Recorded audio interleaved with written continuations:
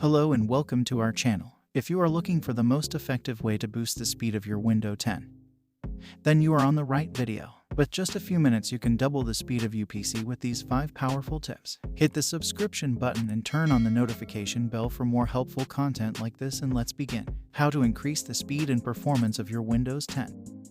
We start with solution number 1. Limit startup processes. As mentioned, a lot of programs install side processes that run every time you start your PC. And some of them are not things you need running on your system all the time. To easily invoke the Task Manager, press Ctrl plus Shift plus Escape, switch to the Startup tab, and you'll see all the programs that load at Windows Startup. The dialog box even has a column that shows you the startup impact for each. The status column shows whether the program is enabled to run at startup or not. Disabled the ones you don't want running at every startup. Solution number 2. Change your power settings. If you're using Windows 10 Seconds Power Saver plan, you're slowing down your PC. That plan reduces your PC's performance in order to save energy. Changing your power plan from Power Saver to High Performance or Balanced will give you an instant performance boost. To do it, launch the Control Panel app. Then select Hardware and Sound. Go to Power Options. You'll typically see 2 options, Balanced and Power Saver. To see the High Performance setting, click the down arrow by Show Additional Plans. High Performance gives you the most oomph, but uses the most power, and Power Saver does everything it can to give you as much battery life as possible, which in turn reduces the performance of your system.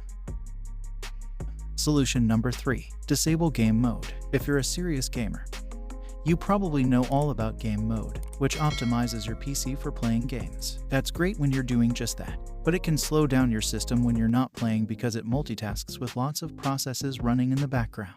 So turning off Game Mode can give your PC a quick boost. Game Mode is turned on by default, so even if you've never played a game on your PC, it's probably enabled.